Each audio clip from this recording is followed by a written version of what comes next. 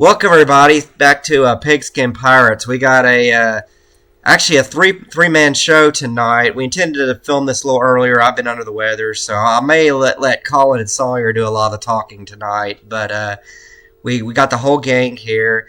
First off, before we get started, I got some crow to eat.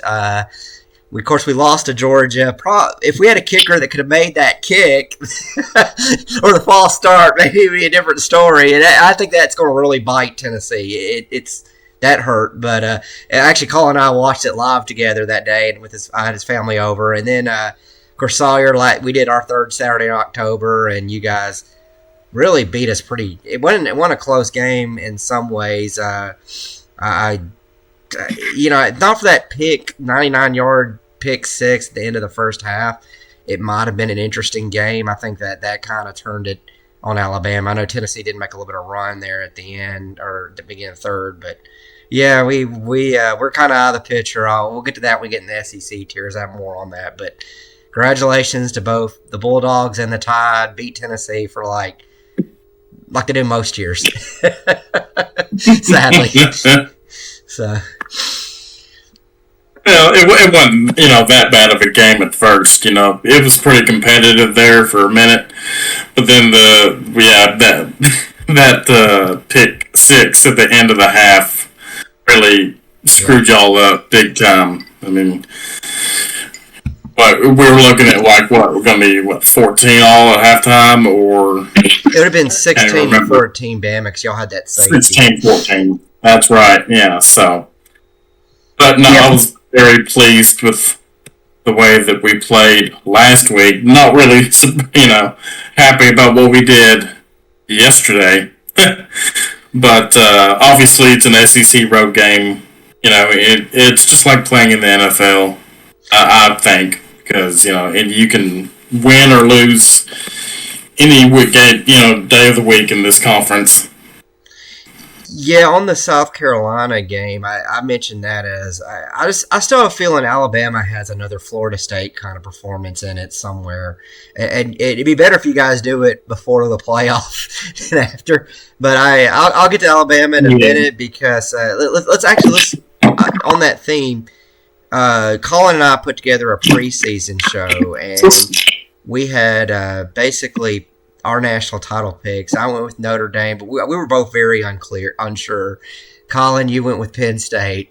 I think we both may want to revise that, and then maybe Sawyer, you give one, and then we kind of see we kind of revisit this maybe a month or two and see how they're holding up.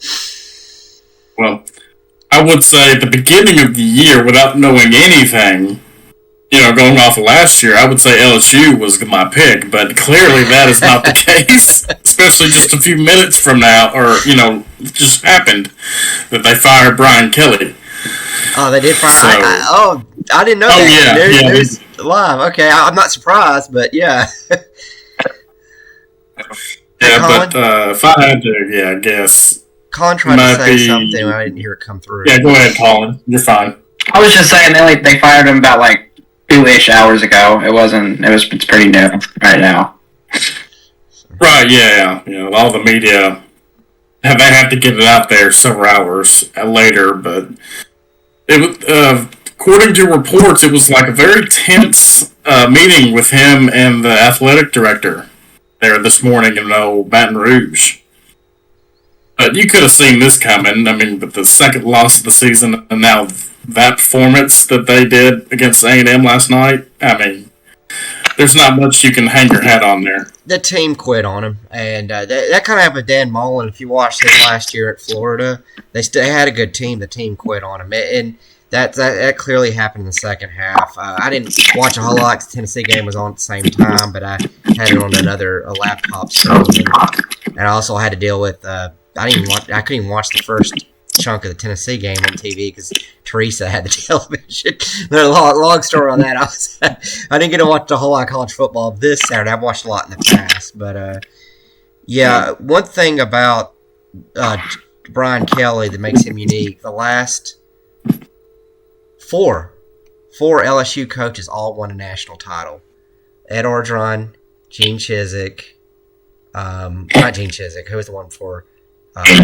I mean, Les Miles. Oh, it'll be last three: Les Miles and then Nick Saban. So this is the first LSU coach to not win a national title, and wow, since before Nick Saban. Right. So. Do you guys think he'll pick up another big? Because he came from Notre Dame, right? Yeah. Yes. Did he get fired, or was it a lateral move? It was a lateral move. A lateral move. Yeah. It shocked me because usually you don't.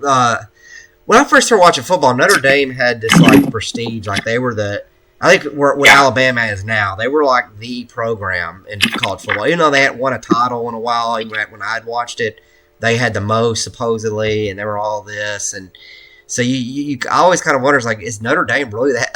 I would have thought Notre Dame would have been a better job than LSU, but the way football's gone over the last 20 years or so, LSU is probably easier to win a title at. But I've always thought Notre Dame would have been. It was kind of an odd move that he went from Notre Dame to LSU. I always thought that. So do y'all think that he'll pick up another big Power 4 head coaching job, or will it kind of simmer down for his career? I could see him getting maybe a Big 12 kind of position. Maybe in the Midwest. He probably needs to go back to the Midwest area. So, sorry, who are you thinking of?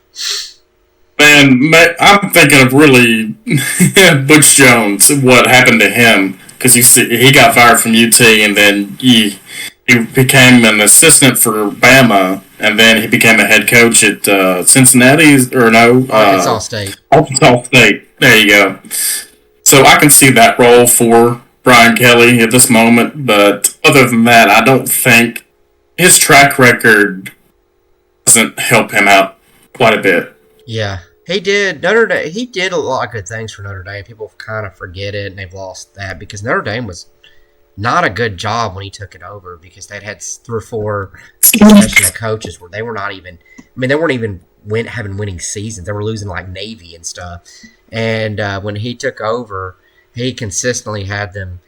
He couldn't win the big games. It's kind of like a James Franklin situation. He consistently had to win in 10 or 11 games, but then when he ran into an Ohio State or an SEC caliber team in the playoff or postseason, he usually got thumped, and that was kind of his MO at Notre Dame. I do think the hottest job right now, since that firing just a few minutes ago from the media, it is LSU. That's the number one job right now. And Florida is right there, number 2. Yeah. But Florida, I don't trust their athletic director setup. I mean, they've had the same one there for a while. He's the one that hired Napier and got him in this mess in the first place. And to me, it's very questionable they allowed the media to leak they were going to fire him before they even played Mississippi State, and they weren't going to fire him until Sunday. It's you either fire him before the game, or you don't do that because it's a surprising team that Florida still won it, but usually that kills the player's motivation. You usually have that in play, so they're not questioning that going into the game. But yeah, I didn't quite understand how that whole process went down. So I guess let's go through. First off, we'll pick national champ, then we'll go top 10, then maybe SEC tier. And Collin, you and I could maybe talk about how some of our thoughts from the preseason have changed. But maybe, Collin, I'll go with you first. Who's your new national champion? I assume it's not Penn State.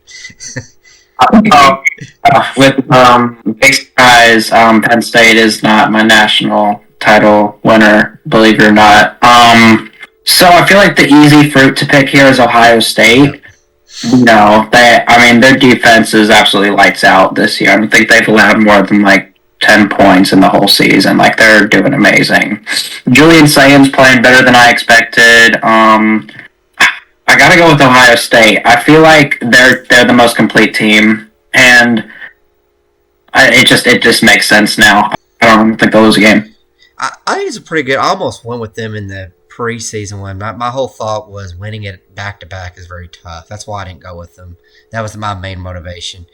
My only concern with Ohio State so far, it's not really a concern. It's just they haven't played anybody. Illinois is kind of a good team. They beat them pretty bad.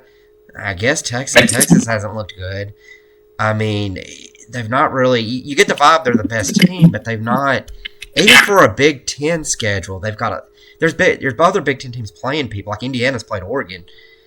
Ohio State ain't played anybody yet, and yeah, so they'll play Michigan. They got some people on their schedule, but the Penn State Michigan's got their number. Yeah, Penn State is not the big power it was before, so it's like who have they? You really haven't seen enough of them against high level competition to you feel like they're the best team. I feel the same way, but it's like play somebody already or something. I don't know. That's gotta be a point.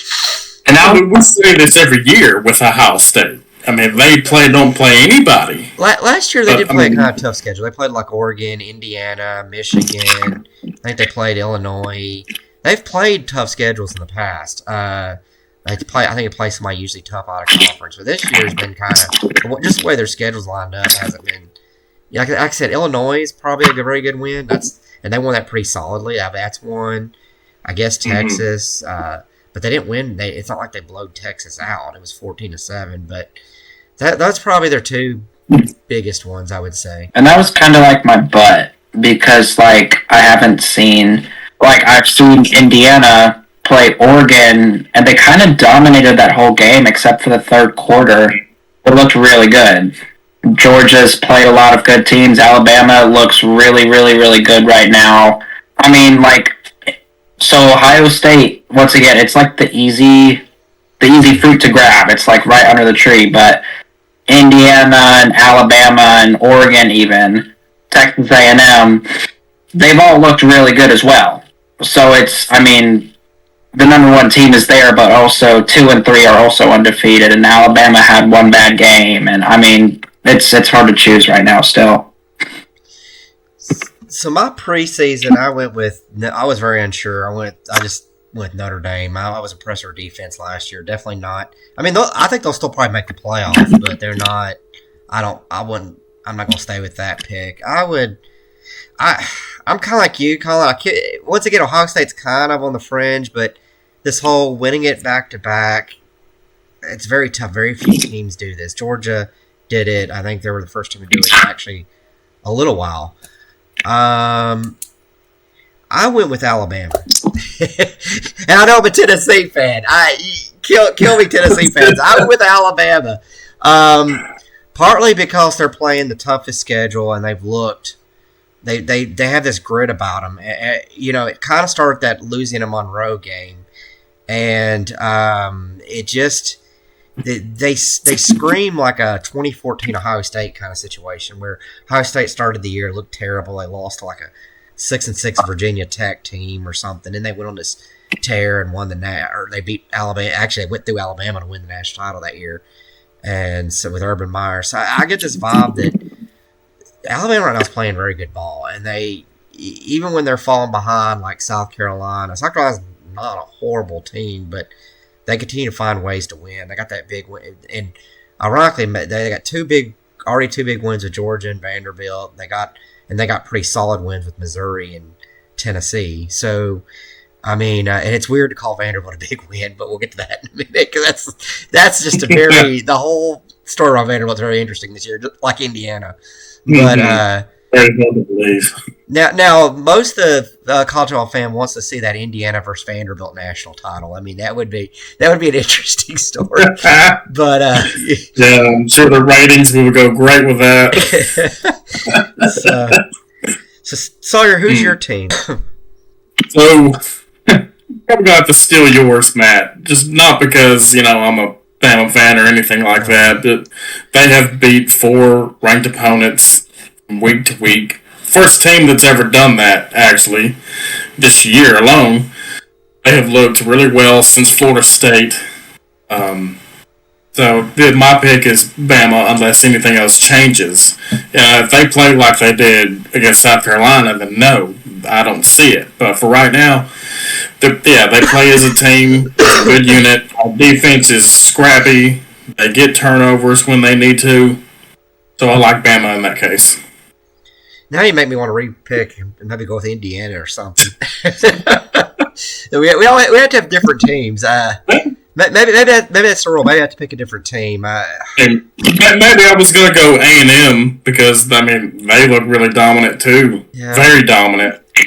And that's so weird saying that because Texas A&M is always like the little brother in the SEC, and they always get just pushed around by Alabama, LSU, Texas every year, and they look really good. This is the best I think I've ever seen them, and that's crazy to say. I thought they would have to pretty good.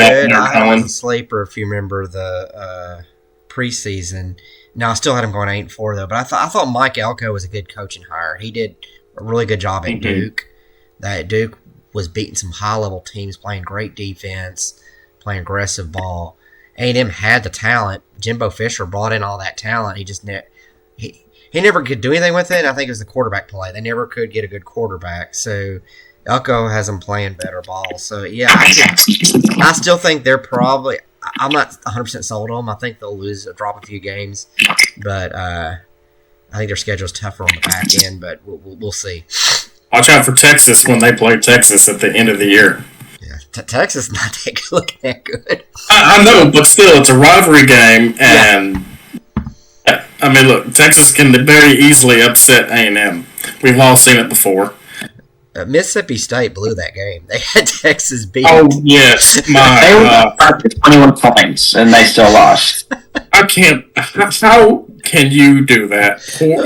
Poor coaching, poor time management, all the above for that. They had the momentum. They had everything going for them, and then that return kickoff for a touchdown demolished everything.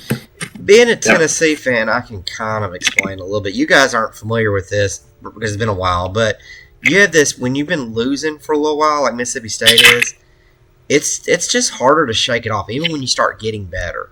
You have this losing mentality, and or like or when you enter a spotlight, like you get into a big game, and a team hasn't been in a big game in a while. It kind of gets into their minds. So I think there's this mentality, cultural thing that Mississippi State still needs to overcome. Probably, I think they're a good team. I thought they'd beat Florida. I feel like there's a couple teams out there they could still beat, and maybe make a bowl game. But we'll see. I guess. Do y'all want to do like top 10 SEC tier? What will be the kind of next round? Yeah, that sounds good for me. I think. Yeah, works. Okay, let's do first top 10, then we'll dive into SEC. We've been primarily talking about the SEC on here, but I kind of like talking about the other leagues as well, but we haven't had as much time to talk about that. But I kind of go, I guess, Collin, you want to start out with who would be your top 10 right now? Okay, so I'm going to put Ohio State at 1 just because they won the national championship. But in my opinion, Indiana has looked better than Ohio State. I'm just going to throw that out there. So number 1 is Ohio State. I think that makes the most sense. Number 2 is Indiana. Number 3 is Texas A&M. You can also flip those. I'd be fine with either. I don't think you can really mess that up. Number 4 is Alabama. Number 5 is Georgia. I don't think that needs to be changed either. I mean, the head-to-head win over Alabama, or loss over Alabama, so I think that just makes sense. But all 4 of those teams look really, really good, though. This is where it gets a little weirder. You can put some teams above other ones.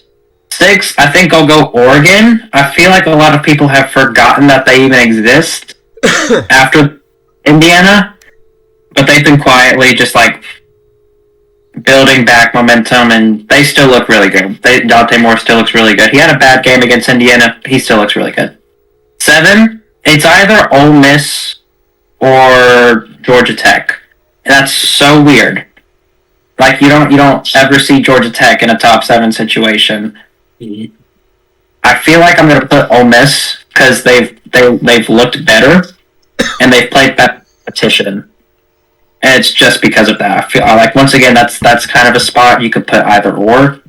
I think 7, Ole Miss, 8, Georgia Tech. Still don't know if they're a good football team or not. I'm not even saying this because I'm a Georgia fan. I think they're going to get clobbered by Georgia. I don't think they're that good, but their record says otherwise. So, I mean, we'll see. Number 9. There's quite a few options. I'll put Vanderbilt at 9. I think that makes sense. And last spot, I think you could put Notre Dame in there, but that wouldn't really make any sense because they're a 2-loss team. They don't belong there yet. You could put BYU, but their schedule isn't that good, so that's kind of a maybe. Honestly, I can't think of a better team to put than BYU. I mean, being undefeated going into November isn't an easy task at all. So even though their strength of schedule isn't that good, they do have a pretty impressive win over Utah. And overall, they haven't looked bad necessarily in a game. They've tripped up in a half or a few quarters in a game, but they've looked really good. So I think I'll put BYU at 10. I think that makes the most sense. And I did some homework because there was some discussion about this prior to it, so I wrote it down. I forgot totally about Georgia Tech, though. But I'm okay leaving it out of my top 10. But when I first started watching football, they were perennially ranked year in and year out. So Georgia Tech has had a good football program in the past. In fact, Collin maybe won't cover years. They actually had a win streak over Georgia going on for a while. That is back late 90s, early 2000s. They were a lot better program then. And Georgia wasn't a very good program then, so it was kind of a little bit of both. So I kind of like you. I had Ohio State at 1. I went with Texas A&M at 2. Because I don't know, it's really tight between them and Indiana. I'm almost gonna probably have them as a tie, but I went A&M just because they feel like they've got a little bit more impressive wins over Notre Dame and LSU. Indiana, I went with 3. Part of it is, of course, they had that very solid win over Illinois. They've been murdering people like UCLA. They did get the win at Oregon. It was a tight win at Oregon. I'm starting to wonder about Oregon, though. There's a reason. They struggled with Wisconsin this weekend, and Wisconsin's horrible. And they've struggled with a couple other teams the past few weeks that are pretty bad and in the Big Ten. So I'm starting to wonder, and keep in mind, them and Penn State had that epic matchup, and now Penn State doesn't look good at all. So it's like that narrow win over Penn State doesn't really look as good for Oregon anymore. But I do have Oregon in my top 10, but I'm getting a little bit concerned about them. So I got Texas A&M, Indiana 3, Alabama 4, Georgia 5. So same with you there. I put Ole Miss at 6, Oregon at 7. So I just Ole Miss ahead of Oregon. That's me and you very close on that. Mm-hmm. With Miami at 8. So I still got Miami in my top 10. BYU. So I was thinking BYU as well at 9, and then Vanderbilt at 10. I guess if I had to go with it, maybe with Georgia Tech, maybe have them replace Vanderbilt at 10, but the two of them are probably interchangeable. I think Vanderbilt has more ranked wins, so I'll say Vanderbilt for now. But Georgia Tech has not played a top 25 team yet. Not quite their fault. Their schedule had some big names on it. These big names like Clemson have had a horrible year. But, yeah, they'll play Georgia down the line. We'll see. I tend to agree with you, Collin. I don't think Georgia Tech's that good, and they're kind of like, I think it was Pittsburgh or Syracuse, last year or a few years ago, where they started out 8-0, then they end up losing 3 of their last games or something. So I feel like Georgia Tech's going to have something like that happen to them and fall out.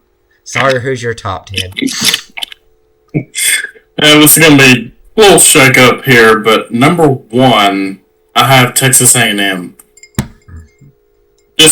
By the way that they have played throughout the season thus far, and their their beatdown they did against LSU yesterday, pretty solid, convincing me that they should be number 1. Granted, Ohio State, sure, they're undefeated, whatever, last year, the national champion, but we're not going off last year, we're going off of this year. So, again, their strength of schedule does not help them in this, for me. So, but Indiana is number 2, right behind them. And what kind of comment about Ohio State, too, is that not only is it a new team this year, they lost a lot of players from last year. So it's not like they brought back if they brought back all their players, it's almost like, there's, I think they'd be shooing to win the whole thing. I would be calling them right now. But They do have a lot of new players on their roster, so it's not the same team. It's crazy to even think that Indiana is in this position this year, and even last year too. But they have surprised me, especially with Oregon. I didn't even think they had a chance against Oregon this year, but they handled them throughout the entire game when they played. So I have Indiana at 2. They are. For then I have Ohio State at 3. Yeah, when they played Illinois and beat them like 59-10 or something, that was kind of like they're coming because Illinois is not a bad team, and that was kind of like they were coming a wake party. And last year I thought they were kind of overrated. This year I don't think they are. I think this team's better than last year's team. Right. So 4, I have Bama. They're the best one-loss team to me right now, and unless things change. Hope they don't, but Bama is at 4 with their style of play and the teams that they have beat, like I said before. And 5, I have Georgia.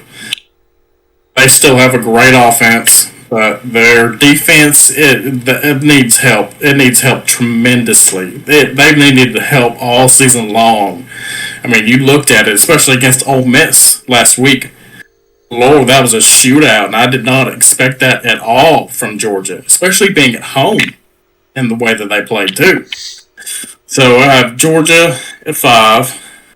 6, I have Ole Miss. Just because, Lane Kiffin's got these guys rolling right now.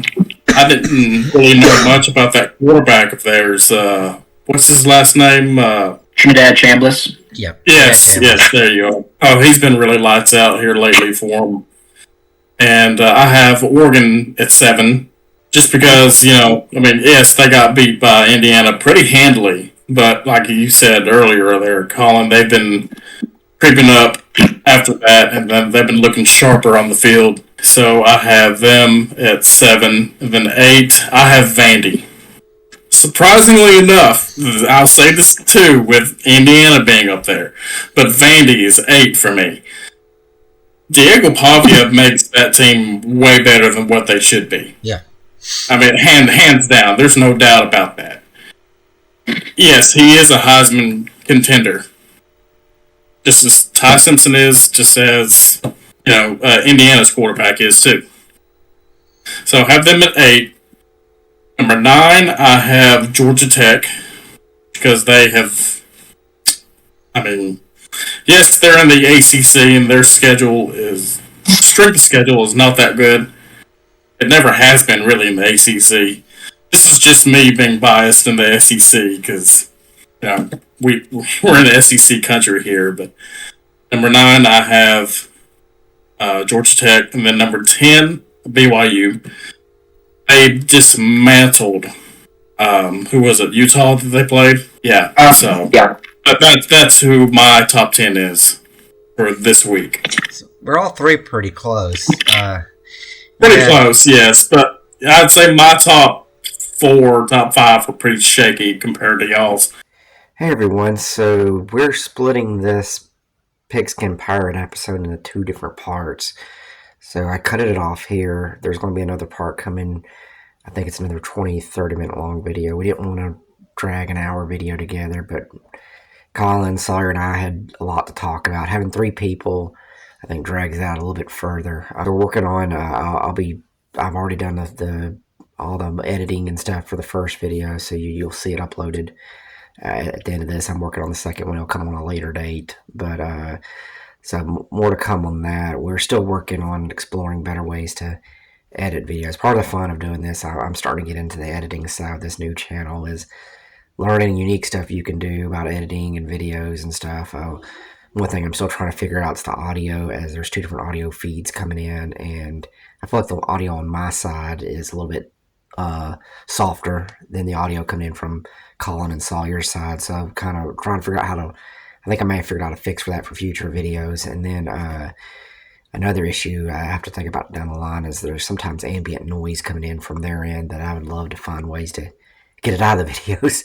So that's kind of more stuff to explore. There's a lot of back-end work to it. I did a lot more editing on this video versus past videos, so you'll notice that as we go through. But yeah, definitely welcome feedback or any ideas moving forward. We got got some ambitious ideas we're planning on trying to do, but of course work and schedule keeps everybody bogged down. So and of course one thing that you guys noticed starting with the episode to do with Sawyer is we did a using Discord, did a video kind of conference format. So it makes it a little bit easier instead of us having to drive, because a lot of us don't live close together. So it's driving and doing a centralized filming, even though in some ways I kind of like that better. I feel like it's easier to talk to somebody face to face.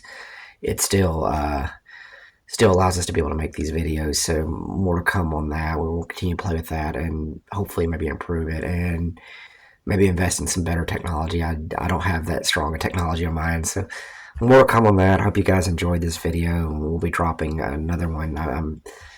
After this one, I'll be coming in as well. And then we got some other ideas we're throwing out there, maybe tackling.